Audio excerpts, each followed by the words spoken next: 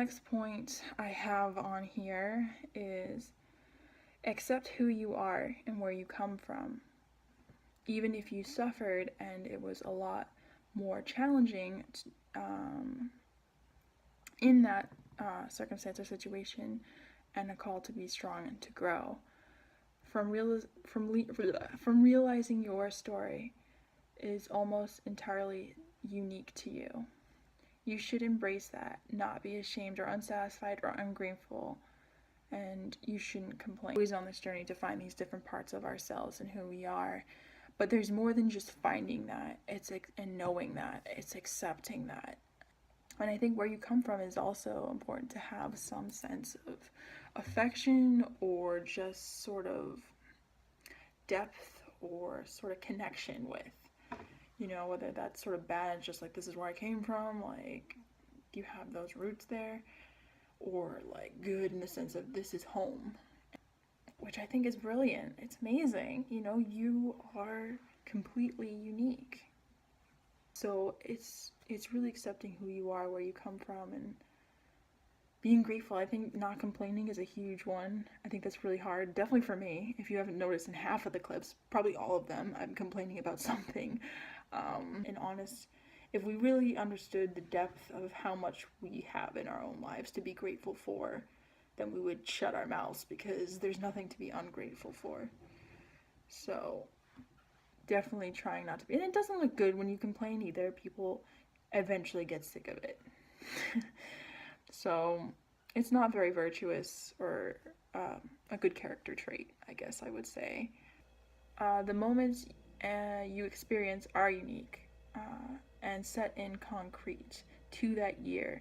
You shouldn't just store these memories or learn from them, from the mistakes made, but now make new ones in the new year. I can say things I have already changed since summer, and that short amount of time to see my life change as it is kind of crazy, and it will continue to for good and sometimes hardships, but it's having faith, hope, and love in your heart that keeps you strong and allows you to move, or if you have to, crawl forward. What else I noticed from the clips is I swear a lot.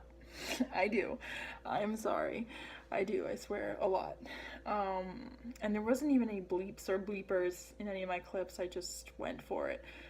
I dove right in. It's just natural. It slips off the tongue. It's where I'm from, I swear. Like, just people here swear all the time, and it's not a big deal. Like, it's like a second language. I mean, obviously, you know, you wouldn't be at work and say, oh, that's fucking ridiculous, like, to a customer, but that's really unprofessional. But maybe I'm back to a coworker, you'd be like, that's fucking nuts. No, that's crazy. You know, I don't know. You just say it. It's not good. You shouldn't swear. I should really work on not swearing, but unfortunately it's sort of natural, or it's a way to emphasize sort of different things that you say. It just sort of gets, you know, to the point more. It makes it edgier. It makes the point edgier. Okay, so I am sorry, and I will try to work on that. Block your children's ears. Last one in the reflection part before I get to the next part is don't try to impress people. Look to do what is right for others out of love and for God. Be sincere, be you, be completely, sometimes painfully honest, and no matter where you are, an online blog, the streets of Dublin, New York, Barcelona, Paris, LA, or in Haiti, or even at home with family, present yourself the way that you are. Be true both internally, emotionally, mentally, with your body language as well as your appearance. It makes a difference, and it shows that you care about life if you try to live it. Especially for me, I mean, I was in fashion, I should know better. Like, yeah, there is an appeal to being comfortable, but I think when you allow yourself to be too comfortable, then you cave into a lot of bad habits, including laziness, which I clearly am indulging in. And part of it right now is that it's freezing outside, so I'm like, just give me something warm. But it's still putting in that effort, like more than just when I go out to like class or work. Don't try to impress people. I think that's a huge one. I mean, I can't tell you how many freaking videos on YouTube I've watched this weekend about be this and be that and don't do this and don't do that.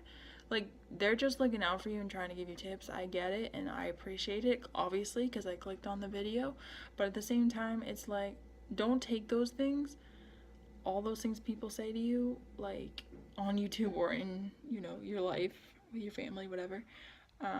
Don't take it too serious because, or like it's the only thing or be all end all. Because at the end of the day, you're not trying to impress other people. Don't always assume you're right, but don't always accept what other people say about you or tell you to do. Because they're not always right. And you're not always right. Because we're all flawed and human and we make mistakes. So take that with a grain of salt. And I think at the end of the day, you're not working to impress other people. You're not working to impress the boss.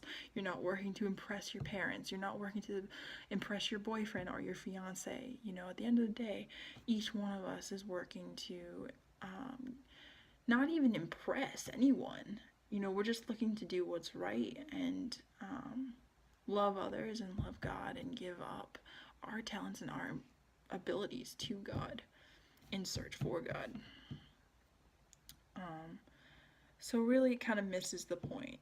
The fact that you're trying to impress someone shows that you're not okay with yourself and that you are insecure. And we're all insecure. And we're going to be insecure, so get used to it. But still, don't, feel like you have to do that. There's something very honest or refreshing about being honest, I believe. I think we all should be honest.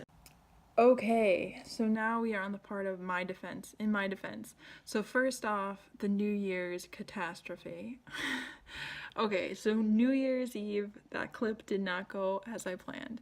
It actually, okay, so first off, New Year's Eve compared to my rant, which we'll get to, turned out to be really nice. I actually had a good time. It was a strange New Year's, actually. I mean, all the things on television were just bizarre. Everything. It was a really weird night. It was like off, but I was like, oh my gosh, I hope this isn't how the year's gonna go. But needless to say, despite the very odd vibe of the night, it was a really good time. I'm glad I got to spend it with my dad. We went out to eat, we went and saw the fireworks, we just kept it low key.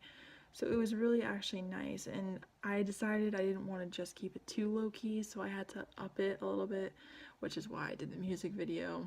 I also went to church that night, which was a beautiful, beautiful mass, actually, because January 1st is the Solemnity of Mary, Mother of God. So I went the night before because I had work. Yeah, but I did the music video to kind of add an interesting element, and it just did not go as I planned. I looked at it back today and I was like, oh my gosh, I really want to delete this because I really don't like this. Why did I do that? I mean, it's kind of funny, and there are certain parts that are that work, but certain parts with the Christmas lights and the money, the Monopoly money, it wasn't even the original Monopoly money. It was the zoo, they made the animal or zoo one version of Monopoly. It was that money. So that was kind of what? But yeah, that was interesting. The whole video was just fucked up. It was the worst low budget music video ever. But my friend watched it and she was like, you looked like you were on shrooms. I was like, oh my god. But yeah, so I'm sorry about that. That didn't go as planned. My defense in that is basically that I wanted to make it more interesting, give you guys a little something more to end the challenge off by saying yay. And I had worked out earlier and I thought, oh, okay, well, maybe I'll do that. And it just didn't go as planned. So it went a little off track. All right, the next thing I have here is basically eating and sleeping and recap of the day for half of my clips. Yeah, a lot of my clips I'm eating or sleeping or sitting, but that tells you something about how I used my time, the fact that those were the moments that I had the opportunity to film. that's something that I, prioritize, or that I, maybe not prioritize, but that's when I have time to sort of do other things, or maybe I do prioritize it. It tells you something about how I, what kind of time I have, what I do with my time.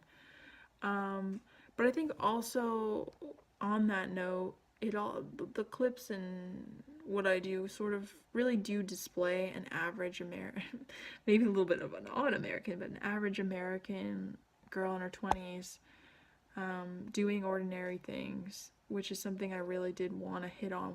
I wanted to capture, because I felt like that's something that's more relatable. And I think I really did, in a sense, reflect on how people who work and go to school feel and live.